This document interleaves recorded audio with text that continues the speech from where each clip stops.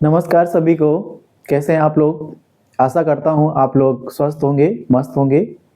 आइए हम लोग शुरू करते हैं। उत्तर प्रदेश पुलिस में जो वैकेंसी आई हुई है, बहुत ज़्यादा मात्रा में आई हुई है। बहुत अच्छा सुनहरा अवसर है आप सभी लोगों के लिए। उसमें से हिंदी वाले पोर्शन को आज हम लोग कवर करेंगे। उसमें सबसे पहले हम लोग इसके पाठ्यक्रम के बारे में, इसके जो सिलेबस है उसके बारे में हम लोग जानकारी करेंगे कि 150 क्वेश्चन में कितने क्वेश्चन रहते हैं उसमें, और 150 क्वेश्चन में कौन कौन से टॉपिक आते हैं, किससे कम आता है, किससे ज़्यादा आता है, उस पर आज हम लोग चर्चा करने जा रहे हैं। देखेंगे जैसे कि आप लोग जानते हैं कि यूपी में जो टोटल क्वेश्चन की संख्या रहती है वो 150 रहती है। 150 क्वेश्चन रहते हैं और 150 जो आपके प्रश्न रहेंगे, ये जो 150 प्रश्न होंगे वो 300 नंबर के होते हैं। कितने मार्क्स के रहेंगे? 300 मार्क्स के ये रहेंगे आपके, ठीक है। और इन 150 प्रश्नों में 4 विषय आपके होते हैं। इसमें आपका हिंदी रहेगा और हिंदी के साथ साथ में आपका मैथ्स रहेगी और रीजनिंग रहेगा और आपका जीएस रहेगा। ये 4 सब्जेक्ट आपके होते हैं।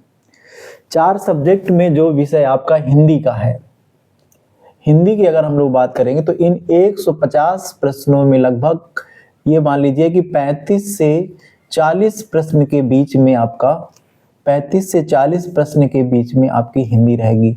कहें तो अगर आप बराबर बराबर बांटेंगे तो लगभग वही 38 क्वेश्चन आपके हिंदी के रहेंगे। कम ज़्यादा भी हो सकते हैं, लेकिन 38 क्वेश्चन समथिंग करके हिंदी के आपके रहेंगे। ये जो आपके 38 क्वेश्चन रहेंगे उसमें कौन कौन से टॉपिक रहेंगे, तो हम आपको बता दें कि यूपीपी और यूपीएसआई का जो सिलेबस है उसमें कोई भी टॉपिक छोड़ा नहीं गया। आपको पूरी व्याकरण आनी चाहिए, पूरी शब्दावली आपको आनी चाहिए। इसके साथ साथ में हिंदी साहित्य में भाषा से संबंधित भी कुछ क्वेश्चन आते हैं, रचनाओं से भी कुछ क्वेश्चन आते हैं, वो भी कवर करना है। तो शॉर्ट में हम कह सकते हैं कि फुल ग्रामर आपको तैयार करना है और रचनाओं के बारे में भी आपको जानकारी होनी चाहिए। शब्द का भंडार तो बहुत ही अच्छा होना चाहिए, ठीक है। तो देखेंगे उसमें व्याकरण में कौन कौन से टॉपिक रहते हैं और हिंदी साहित्य में कौन कौन से टॉपिक रहते हैं, शब्दों में कौन कौन से टॉपिक रहते हैं, तो उनको हम लोग देखेंगे। तो जैसे कि आपको सब्जेक्ट में अगर हम लोग देखेंगे व्याकरण में, तो व्याकरण का वाला जो पोर्शन आपका होगा, ए नंबर वाला पोर्शन होगा, उसमें आपको वर्णमाला के बारे में जानकारी होनी चाहिए। वर्णमाला से कुछ टॉपिक ऐसे होंगे, किसी से क्वेश्चन आएगा, किसी से नहीं भी आएगा, लेकिन वर्णमाला से क्वेश्चन ना आए ऐसा हो नहीं सकता। ये पूरे व्याकरण का एक बेस है, इसलिए वर्णमाला को अच्छे से तैयार करना आप लोग को। वर्णमाला आना चाहिए। वर्णमाला के साथ साथ आपका दूसरा चैप्टर हम लोग पढ़ते हैं संधि के बारे में। फिर समास वाला एक चैप्टर आता है आपका, संधि समास। इसके बाद में अगर हम लोग देखेंगे 4 नंबर पे एक चैप्टर आपका लिंग होगा और एक चैप्टर आपका वचन नाम का चैप्टर होगा। एक चैप्टर आपका कारक चिन्ह नाम का होगा, ठीक है। इसके साथ साथ में अगर हम लोग देखेंगे कारक चिन्ह के साथ साथ एक से विराम चिन्ह नाम का एक टॉपिक रहेगा। इनसे सबसे क्वेश्चन बनते हैं। विराम चिन्ह नाम का एक टॉपिक होगा। और आगे अगर हम लोग व्याकरण में बढ़ेंगे तो इसी में से आपका जैसे कि आप संज्ञा रहेगा, आपका सर्वनाम। संज्ञा के बाद में हम लोग सर्वनाम पढ़ेंगे। सर्वनाम के बाद में हम लोग इसमें विशेषण पढ़ेंगे, एक टॉपिक होता है। विशेषण के बाद में हम लोग आगे चल के देखेंगे तो क्रिया एक चैप्टर होता है, क्रिया के पढ़ेंगे। क्रिया के बाद में हम क्रिया विशेषण पढ़ेंगे। क्रिया विशेषण करके एक चैप्टर होता है, उसमें से आप लोगों के क्वेश्चन रहेंगे।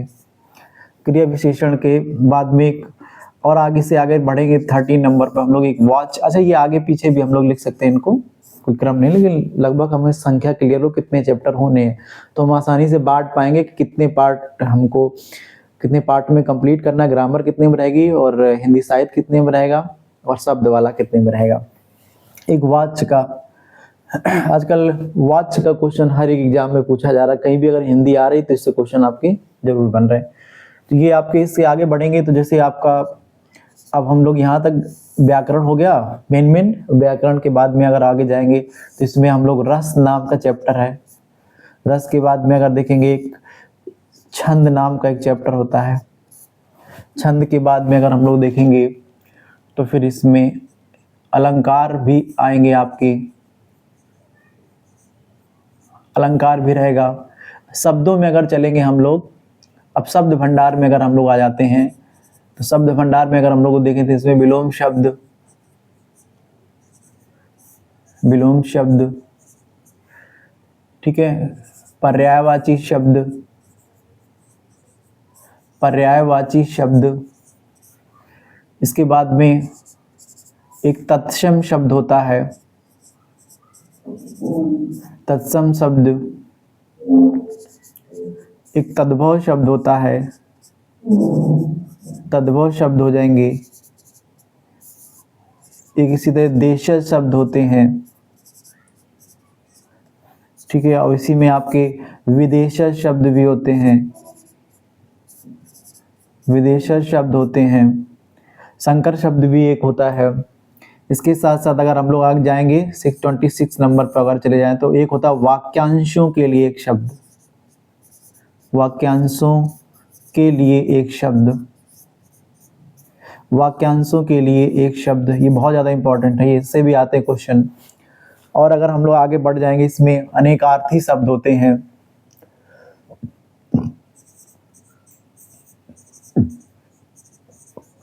अनेकार्थी एकार्थी शब्द होते हैं, पर्यायवाची हम लोग लिखवा ही चुके हैं। इसके साथ साथ में और भी कुछ शब्द होते हैं। यहाँ तक अगर देखें तो मेन टॉपिक आपके हो जा रहे हैं। अब हम लोग अगला जो बनेगा 28 नंबर पर अगर हम लोग जाएं तो इसमें एक आता है हिंदी साहित्य, हिंदी साहित्य। अब हिंदी साहित्य में क्या है कि आपको रचना, कम से कम 1 या 2 क्वेश्चन आपको देखने को मिलेंगे। रचना हो गया आपका, रचना एवं लेखक, ठीक है, कौन किसकी रचना है उसके लेखक के नाम पूछे जाते हैं। कम से कम 1 या 2 क्वेश्चन आपको जरूर मिलेगा। बहुत ज़्यादा ब्रॉड होता है, लेकिन अगर टीचर उसमें थोड़ा सा मेहनत करे और पुराने पेपरों को देखे और करे तो कम में ही फंसाया जा सकता क्वेश्चन, कोई बड़ी बात नहीं, बहुत ज़्यादा नहीं पढ़ना होता है, ये फंस भी जाती रचना है। इसके बाद में इसमें भाषा से संबंधित क्वेश्चन आते हैं, ठीक है, जो भाषाएं होती हैं उनसे भी क्वेश्चन पूछा जाता है कि भाषा का विकास कैसा हुआ, ठीक है। तो इतना आपका लगभग मोटा मोटा ये सिलेबस रहेगा, ठीक है। वर्णमाला संधि, इसमें नंबरों में थोड़ा मिस्टेक हो गई है, जैसे आपका ये देखिए यहाँ पर 25 2 बार हो गया, तो आप लोग देख लीजिएगा, ठीक है। मेन हम लोग को टॉपिक याद होने चाहिए। तो ये इतना सिलेबस है हिंदी का, ठीक है। कुछ और चैप्टर हैं छूटे हुए, जब हम पढ़ाएंगे तो एक एक करके उसको हम डिस्कस करेंगे आप लोगों को। अब हम लोग बात कर लेते हैं हिंदी का क्या रोल है यूपीपी की परीक्षा में। तो हम आपको बता दें कि हिंदी एक ऐसा सब्जेक्ट है, इसमें कम भी अगर मेहनत करोगे तो भी आपको ज़्यादा नंबर ही मिलने वाले, क्योंकि उत्तर प्रदेश में ज़्यादातर हिंदी भाषा के लोग रहते हैं और ये हमारी एक तरह मदर टंग्स, मातृभाषा एक तरीके से, तो जिसकी वजह से अगर हम कम पढ़ेंगे तो भी ज़्यादा नंबर आएंगे इसमें और सब्जेक्ट की अपेक्षा। तो हिंदी एक ऐसा सब्जेक्ट, अगर आप बिल्कुल भी नहीं पढ़ोगे तो आप 50% से 60% तक नंबर आपके आ ही जाते हैं, ध्यान रखिएगा, अगर थोड़ी मीडियम लेवल की मेहनत करोगे।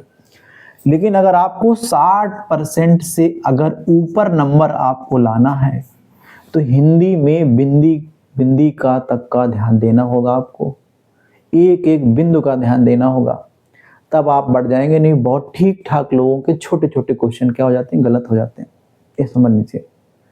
आप अगर सोचें कि हमें 50% से नंबर हम ला करके ऊपर ला लेंगे बिना पढ़े, बहुत विस्तृत अध्ययन किए हुए, तो बड़ा मुश्किल है, क्योंकि 50% के बाद में सिलेक्शन होना स्टार्ट हो जाता है हम लोगों का, लेकिन उसमें एक एक नंबर पे बहुत सारे लोग रहते हैं वहाँ पर। तो उसमें आप क्या करेंगे, कम मेहनत करके भी हिंदी में बहुत अच्छा स्कोर कर सकते हैं। हिंदी सबसे महत्वपूर्ण चीज़ होती है मेरिट में फाइट करने का। पास करना अलग बात है, मेरिट में आना एक अलग बात है। उसमें सबसे बड़ा रोल अगर किसी सब्जेक्ट का है, इसमें तो मैं ये मानता हूँ हिंदी सब्जेक्ट का है। इसमें कम मेहनत करके आप बहुत अच्छा कर सकते हैं इसमें, ठीक है।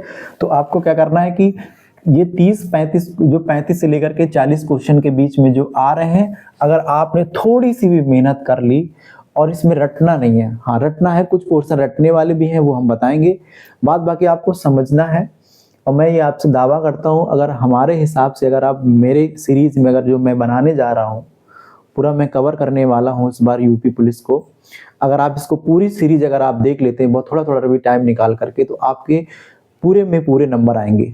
जो रटने वाले होते हैं उसका हम अलग तरीका बताएंगे। जैसे आपका कुछ चीज़ें होती रटने वाली, जैसे आपका विलोम शब्द, तो विलोम शब्द में समझना भी है, लेकिन ज़्यादातर क्या करना है आपको इसमें रटने वाला होता है। जैसे आपने एक चैप्टर कोई खोल लिया, ठीक है, तो अर्वाचीन का प्राचीन, अर्वाचीन का प्राचीन, अर्वाचीन का प्राचीन, ऐसे ऐसे करके सिंगिंग वे में आप इसको पढ़ जाइएगा। जब आप इसको सिंगिंग वे में पढ़ जाएंगे तो कभी कभी आएगा तो प्राचीन का नवीन नहीं लगाएंगे आप, क्योंकि आपको आप में मतलब एकदम कई बार बोल रखा है कि अर्वाचीन का प्राचीन होता है, तो प्राचीन का आप नवीन नहीं लगाएंगे। नहीं तो अगर आप समझ के करेंगे तो फिर नवीन का प्राचीन का आप नवीन कर देंगे, आपका अर्वाचीन नहीं लगाएंगे। तो कुछ चीज़ें होती है जैसे पर्यायवाची हो गई, विलोम शब्द हो गए, तत्सम तद्भव हो गया, इनको आप सिंगिंग वे में याद कर सकते हो।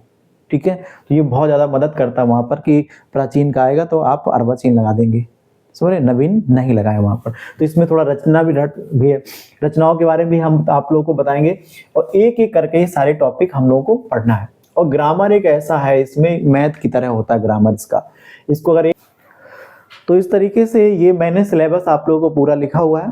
आप मैं एक्साइट हो जा रहा हूँ, आप इसका स्नैपशॉट ले लीजिए, ठीक है। और नेक्स्ट वीडियो में हम क्या करेंगे, एक एक करके इसको हम पढ़ाएंगे, ठीक है। आज के लिए इतना रखते हैं, थैंक यू सो मच।